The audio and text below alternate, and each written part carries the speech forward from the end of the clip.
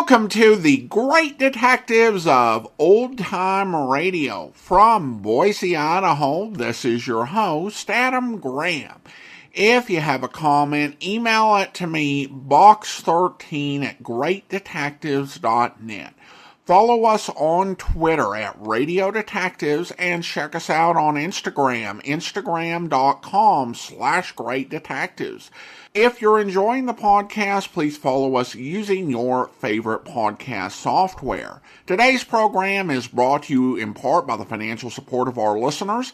You can support the show on a one-time basis by going to support.greatdetectives.net, and I want to thank Scott for donating to the podcast there. You can also become one of our ongoing Patreon supporters for as little as $2 per month at patreon.greatdetectives.net.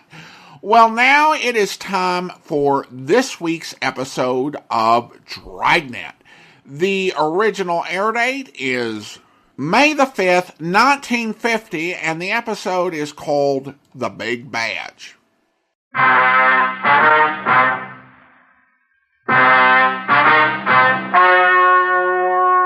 The story you are about to hear is true.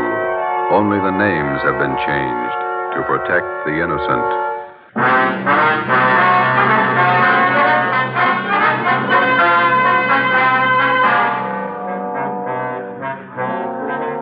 You're a detective sergeant. You're assigned to homicide detail. For 2 months, a depraved criminal has been at work in your city. Men and women have been robbed, brutally attacked. Your job, get him.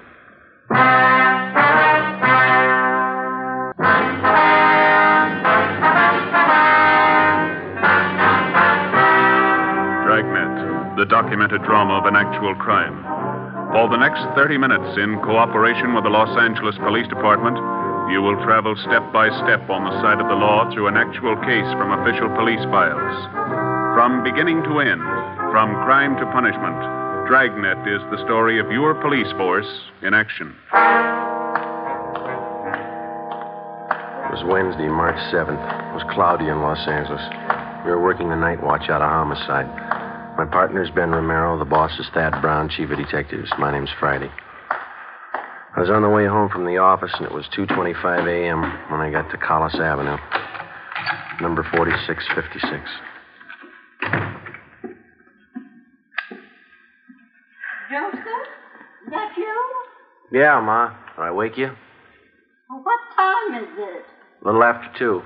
Oh, you can't keep this up. You've got to have your rest. Don't worry, I'm okay. You got any cold meat in the icebox? There's some pressed ham, a few slices of bologna. Didn't you have any dinner? A couple of hamburgers and a piece of pie. I got hungry again. I had some nice beef stew for dinner. There's some left in the icebox. I'll come down and warm it for you. No, all I want's a sandwich, Ma. You go on back to sleep.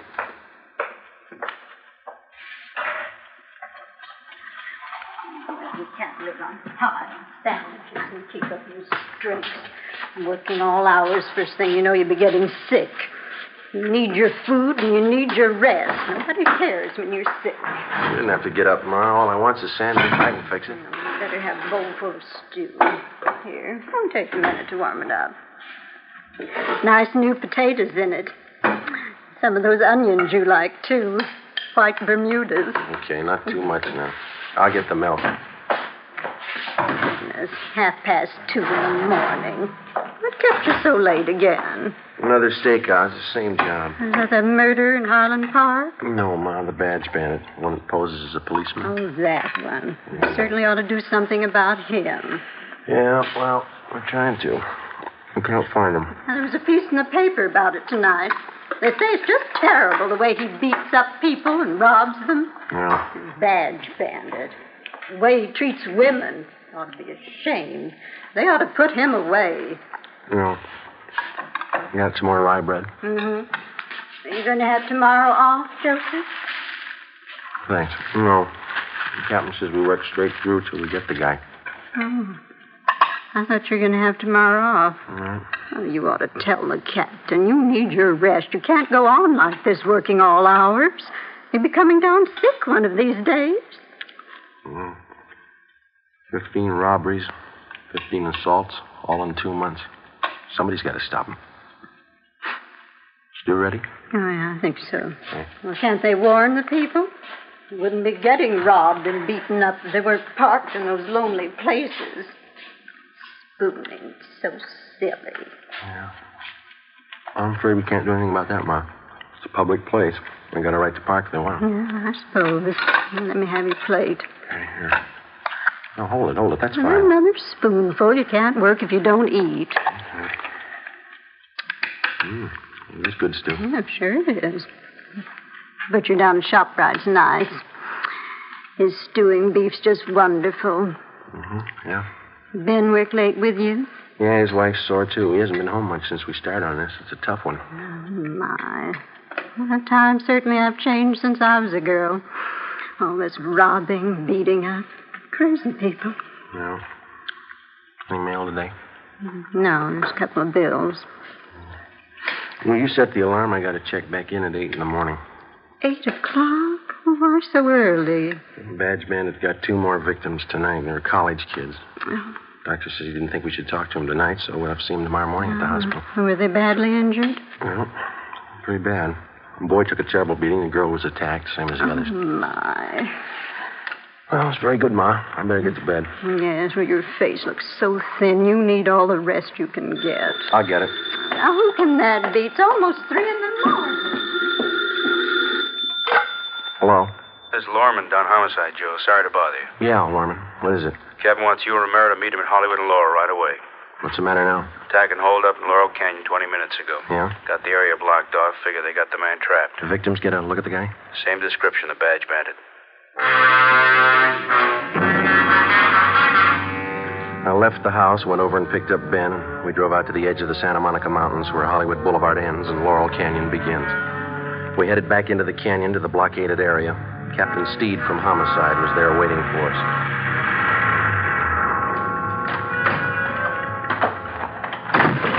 Hi, Skip. Yeah. Just a minute. Taylor, call communications again. Have them tell the men out on Ventura to start moving in. Right, Captain. Sorry to call you back. Couldn't be helped. Okay. How's it shaping Control up? 3, Wait a Commander minute. of Search Detail in vicinity of Laurel Canyon. Unit 62K reports that they are at Mulholland Drive and Oakstone Avenue. Nothing further to report. Okay, no what'd you say, sign of the Joe? suspect. So how's it shaping up? Well, here's a sketch of the area. Covers just about all the Laurel Canyon district. Well? Badge Bandit got his victims near the top of this hill here. Old man in the neighborhood heard a woman scream and phoned in. How sure are we the guy didn't get away? Well, the man who called in said the bandit had trouble starting his car. Finally left it and took off into the brush. He was headed west down this road here. Captain, I just had a call from communications. The crew from Leighton Prince are on their way. All right. Any report from the detail up on Canyon Road? Nothing yet. I'll stand by the radio. Okay. How much area we got to cover? Now, from the mouth of the canyon here, all the way back to Ventura Boulevard. On the west here, from Lookout Mountain Avenue over to Crestview Drive on the east. How much have we got to go on? Crowley talked to the victims for a minute before they took him to Georgia Street. Yeah? The guy's description's the same. Heavy set, blonde hair, chubby face, horn-rimmed glasses. Well, if he's on foot, there's plenty of underbrush around here to hide in.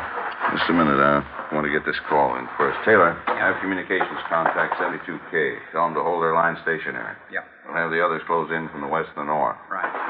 You two better get up on Groveland Drive. Line's pretty thin up there. Olson will use the help. Is that the area where you abandoned the car? Yeah.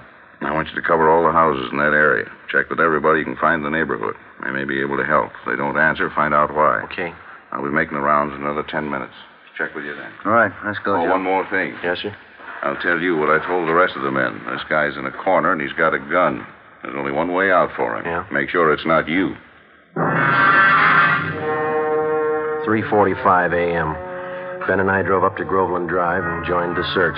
We started our house-to-house canvass of the neighborhood where the suspect had abandoned his car. None of the residents had any further information to give us. 4 a.m. We kept on checking. 23 hours. It's a long shift. Yeah, I could use some sleep. A wife of mine is boiling mad. She's even mad at the kid. Yeah? What's the trouble? Oh, aunt of hers sent down some flower bulbs from Oregon yesterday, gladiola bulb. Yeah. Kid was playing with a little girl next door yesterday, and they found the box of flower bulbs. They put the mess of them in a pot of water and boiled them on the stove. What'd they do that for? Who knows? There's another house up ahead. We better check it. Yeah. We ought to get some street lights up here. Yeah. That's nice work, waking people up in the middle of the night. I don't like it any more than they do. Wish we could make them believe that.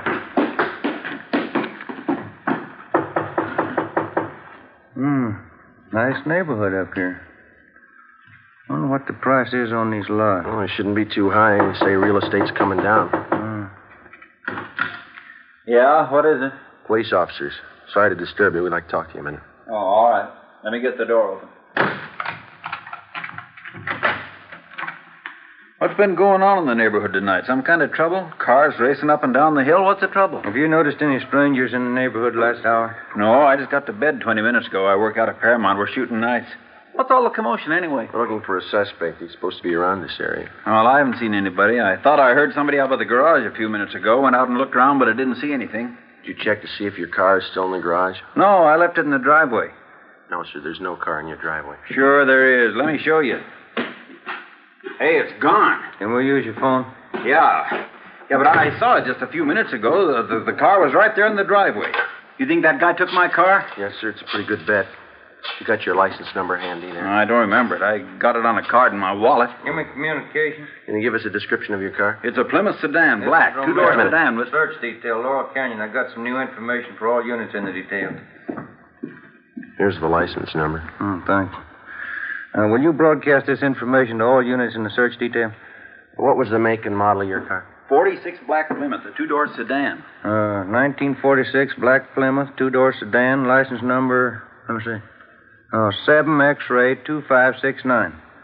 This car's just been stolen from 10211 Groveland Drive.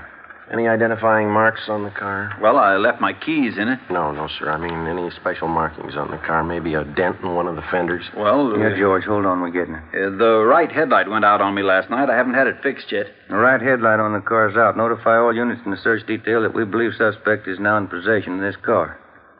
Right, thank you. Let's go. Must have happened in the last 15 minutes. I heard that noise and I went out to check. The car was there then.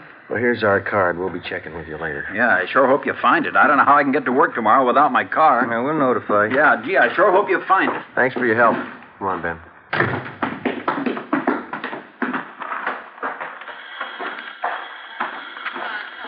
7X-ray 2569. Repeat, 7X-ray 2569. Car has just been stolen from 10211 Groveland Drive.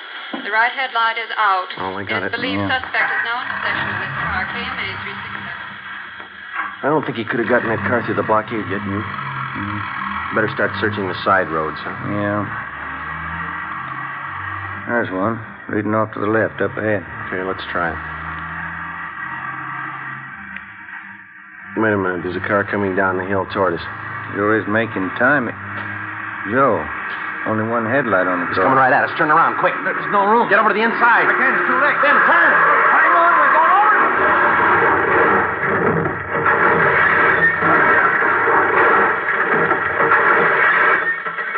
Attention all units. Special attention all units in search detail in the vicinity of Laurel Canyon. 80K reports theft Ben? of a 1946 You all right? Plymouth two-door sedan. Ben. License in the 5 columns.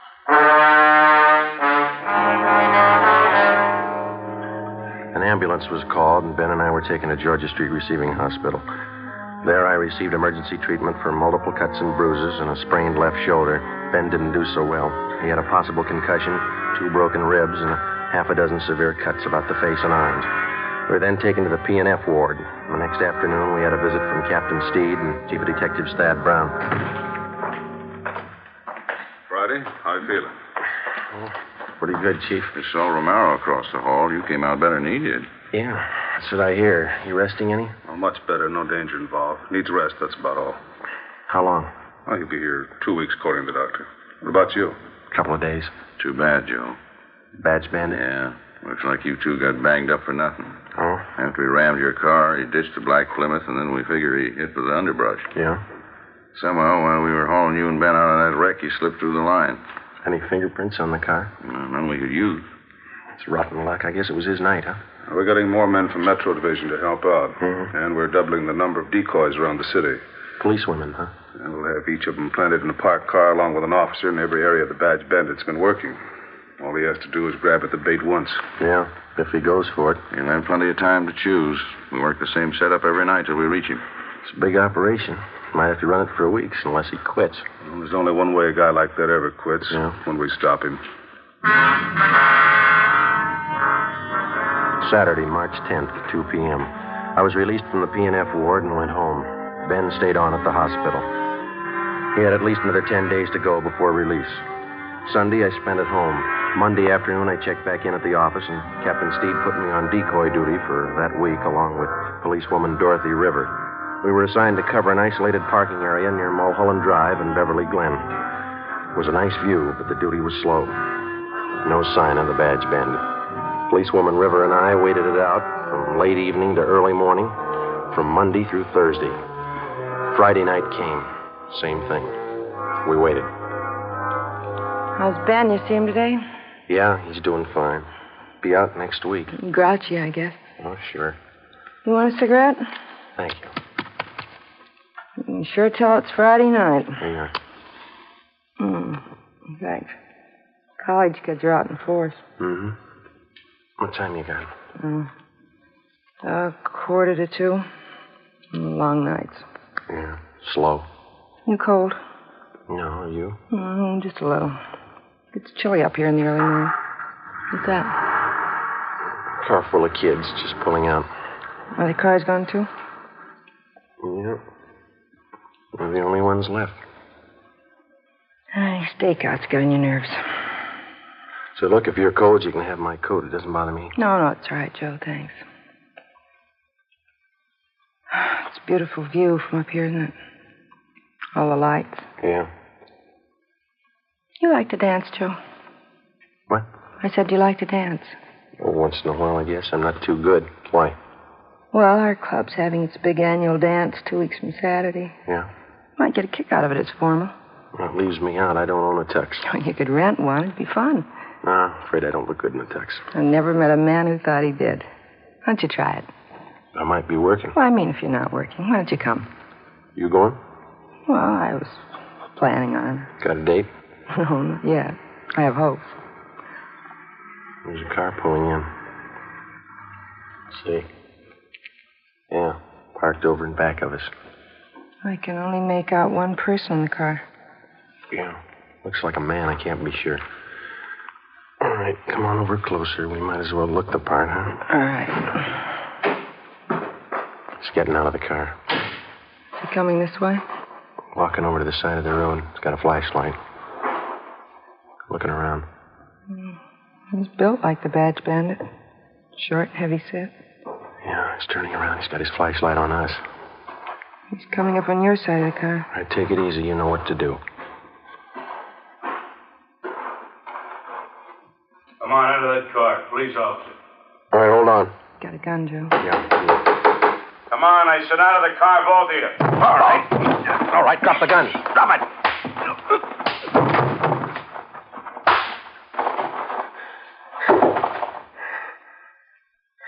That's him. Yeah. Now I'll get the cuffs on him. Thanks. I didn't think I hit him that hard. You didn't, I did.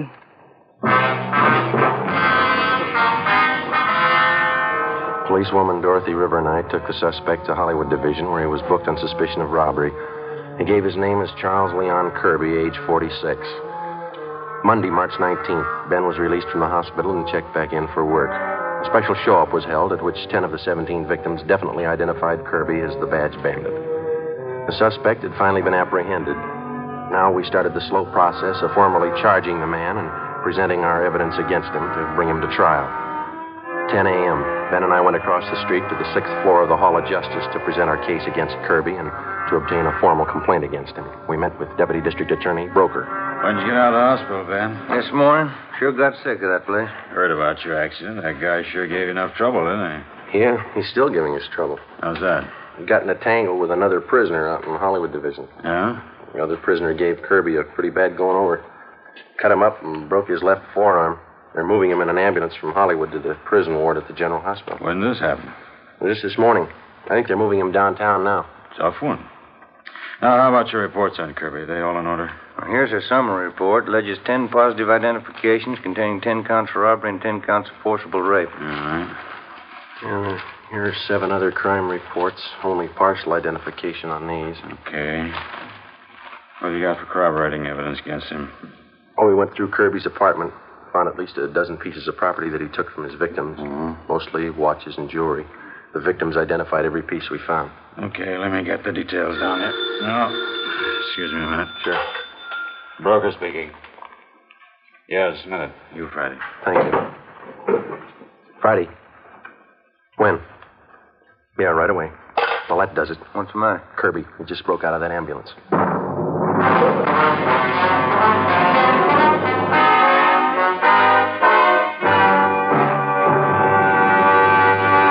You are listening to Dragnet.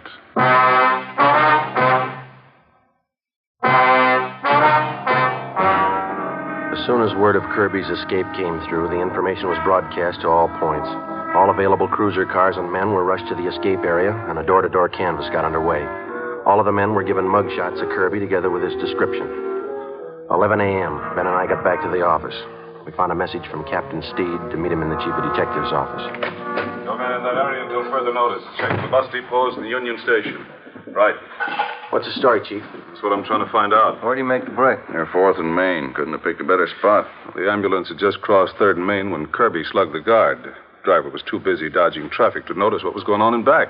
That's a lousy break. Kirby jumped out of the back end of the ambulance and disappeared in the crowd. No sign of him since. Well, that's fine. Takes us almost 3 months to reach the guy, and he breaks away on a cheap fluke like that. Well, he doesn't have many friends in town. He's only got one we know of. Yeah. A brother. Kirby stays with him pretty often from what we could gather, and the brother lives in a rooming house down on Alameda. Anybody checked that yet? We've got it staked out. The brother works at a box factory in the south end of town. That's covered, too. He's not going far with a broken arm. What have you got? Pawn shop hold-up, 6th Street. Happened a few minutes ago. Yeah? Here's the description of the hold-up, man. Stocky build, blonde hair, horn-rimmed glasses, chubby face. You were wrong about that broken arm. Come on. 11:20 a.m. Ben and I pulled up at the East Asia pawn shop on 6th Street. Inside, we found the proprietor, Morris Brubaker, lying propped up against one of the showcases. He was an elderly man, and his face and head showed the marks of a savage beating. His wounds were hemorrhaging badly, and ambulance attendants were giving him first aid. We showed him Charles Kirby's mugshot. That's the man. I wouldn't make a mistake. That's him. Was he alone, Mr. Brubaker? Yes, by himself. He has to look at a watch, and when I turned to get it, he kicked me. I fell against the showcase and cut myself. He pulled me in the back room. I didn't even know him. He kept beating me. Easy, Mr. Brubaker. Let me get this conference on. How much did he get away with, do you know? I'm not sure. A blue suit, blue overcoat, wraparound, and navy blue both. He kept hitting me. All right, sir, just take it easy. They'll have you out of here in a minute. He kept hitting me like a crazy man. This is antiseptic. Might sting a little. Okay. What else did he take, Mr. Brubaker? Can you remember? Yes, from the cash register, he took money. How much? $13, $14, I can't be sure. When he left your store, did you see which way he was going? No, he dragged me in the back room. He locked me in. Ready to move now, Sergeant? Okay. I don't know. I saw him going through the shelves there and the back of the counter. I don't know. What'd you keep there? My account books and my gun, a box of shells, too. You want to take a look, Ben? Well, my head. Yes, sir. Just take it easy. It's only going to be a minute now. the account books are still there. Yeah? He got the gun. 4 p.m. Kirby, alias the Badge Bandit, was still at large. As far as we were concerned, the case was almost back to where it started from 11 weeks before. The suspect was still loose. He was well armed. He was still free to rob, assault, or murder. We had two big advantages. Kirby's possible broken arm, which would need medical attention, and secondly, the lead to Kirby's brother. At 5:30 p.m., we had a report that the suspect was seen purchasing a ticket at a theater box office out on Hollywood Boulevard. We ran it down. It didn't pay off. At 6:15, a taxi driver thought he spotted Kirby boarding an outbound streetcar at Figaro and Pico. It was checked out. No results. At 7 o'clock, Ben and I got something to eat at a drive-in, and we relieved the men on stakeout at the rooming house on Alameda Street where Kirby's brother was staying. 10 p.m. Midnight. No sign of Kirby. We waited.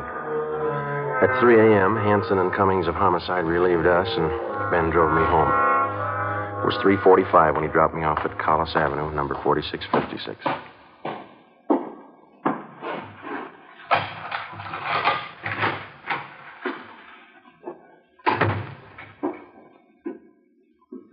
Joseph, that you?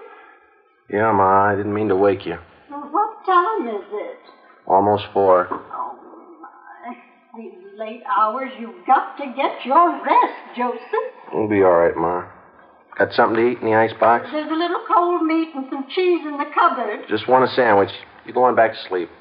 I had some nice meatballs and spaghetti for dinner. I can warm some for you. My, I'm sandwiches working all hours. You just get sick, Joseph, and you'll see nobody cares about you when you're sick. I wish you wouldn't get up, Ma. I can fix something. Well, warm up the meatballs and spaghetti. You need something substantial. I get it. 4 a.m. I hope it's not that awful cold again. Hello? Lorman down homicide. Yeah, Lorman. Thought you'd like to know they just got Kirby. Where? At his brother's place about 15 minutes ago. Hanson and Cummings grabbed him. Any trouble? No, grabbed him before he got to his gun. We just locked him up. Thought you'd like to know. Yeah. Thanks, Lorman. Night. All right. Well, that was it, Joseph. The office, Ma. They got Kirby, the badge bandit. Oh, did they? Well, that's nice. Maybe you'll have some time off now. Yeah. Never fails, does it? You work on a case for 3 months. Leave it for 30 minutes and it's all over. Well, the food's warm. Is there anything else you want? No, that's fine, Ma. You go on to bed. Yeah. Well, all right, Joseph. Now, don't stay up too long. All right. Good night. Good night. Hey, Ma. Yes, Joseph? Have I still got that old tuxedo around?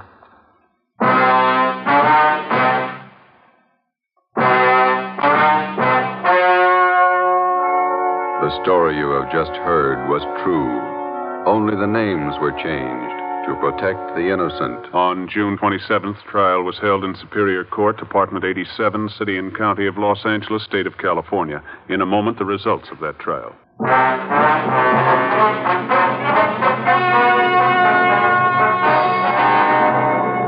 Charles Leon Kirby, alias the Badge Bandit, was tried and convicted in Superior Court on several counts of armed robbery, rape, and assault with intent to commit murder.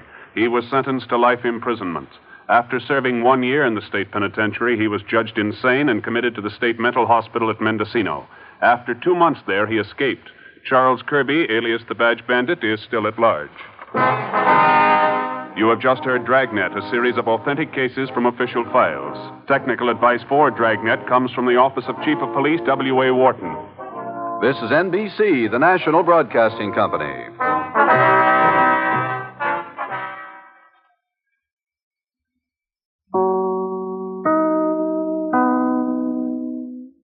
Welcome back. Well, I would have found that a really unsettling ending if I were listening to this back in 1950.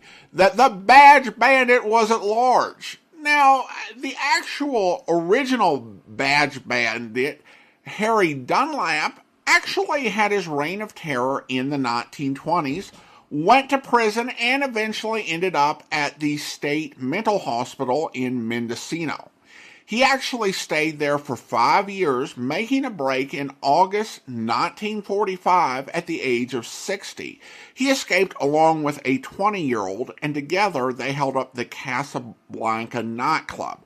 Well, Mr. Dunlap acted as the lookout while the younger man went in and committed the $6,000 robbery. And the younger man was actually recaptured, and there was news about that, but there was never any specific news item on Dunlap being recaptured. So does that mean that nearly 65-year-old Harry Dunlap was still on the streets and a potential threat? Maybe, but also maybe not. One alert blogger found a newspaper item in the Mendocino Beacon about a matter before the County Superior Court in May 1949. And it's one of those columns that just list cases that are being heard without any specific detail. And even though the blogger didn't go and check the court records, it's doubtful that those would still be around when the blogger wrote the post in 2020. And the newspaper referenced a hearing in regards to Harry Dunlap, committed to the Department of Mental Hygiene for placement in the Mendocino State Hospital as a mentally ill person. But again, we don't have any details on what the hearing was about. It doesn't necessarily mean he was recaptured, but he may well have been. And it had been more than a quarter century since his notorious crimes, and 4 years since the stick-up where he didn't actually do the stick-up. And it may not have been particularly noteworthy or newsworthy that a 64-year-old mental patient was recaptured. He did die in 1964, and his grave is in San Luis Obispo, but there was no obituary left behind as he had no family. Dunlap was one of those criminals who was very notorious for a time, but died utterly forgotten. At any rate, we did actually get Joe Friday having a win and able to eat something. And we found out how he eats in the early days of Dragnet anyway. Hopefully Ben's wife fed him. It's also interesting to have Joe Friday's mother, played by the much younger and, last I heard, still with us, Peggy Webber, on the program. As the crimes appear to have been committed in the 1920s, her "things are so bad these days" comments have a bit of irony, as this would have really happened when she was a much younger woman. Not parking age, maybe, but there are always these sort of notorious crimes that are committed. The question is generally what's the rate of the crimes and what's ultimately done about them in society. Well, now we turn to listener comments and feedback, and we go over to the site called X, where Daniel writes regarding the big trial. A great episode to introduce someone to Dragnet and how it brilliantly illustrates the meticulous detail of mundane police work. You either love it or hate it. Excellent analysis after the show, Adam. Enjoyed it from start to finish. Well, thank you so much, Daniel. And now it's time to thank our Patreon supporter of the day. And I want to go ahead and thank Robert, Patreon supporter since March of 2024, currently supporting the show at the Seamus level of $4 or more per month. Thank you so much for your support, Robert. And that will actually do it for today. If you're enjoying the podcast, please follow us using your favorite podcast software. And if you're enjoying the podcast on YouTube, be sure to like the video, subscribe to the channel, and mark the notification bell. We will be back on Saturday with another episode of Dragnet, but join us back here on Monday for the Adventures of the Falcon, where... Yes? Mrs. Endicott? Yes. I'm Michael Waring. Is that supposed to mean something to me? If you listen to the radio. I must hear the wrong programs. What do you want? Well, didn't your husband tell you? He and I aren't speaking. Oh, well, he and I are. That's what he asked me over for. Where is he? He's in the study. Last door on the right end of the hall. Thank you, Angel. You might tell him for me to quit sulking. I'm leaving as soon as I finish packing. I'll give him your message. Just walk in. He won't answer. He thinks it's me. Thanks. Hello, Endicott. Hey. Mrs. Endicott. What is it? You don't need to leave him. Looks like he's left you. Permanently. What are you talking about? Well, he's not sulking. He's dead. I hope you'll be with us then. In the meantime, send your comments to box13@greatdetectives.net. Follow us on Twitter at Radio Detectives and check us out on Instagram, instagram.com/greatdetectives. From Boise, Idaho, this is your host, Adam Graham, signing off.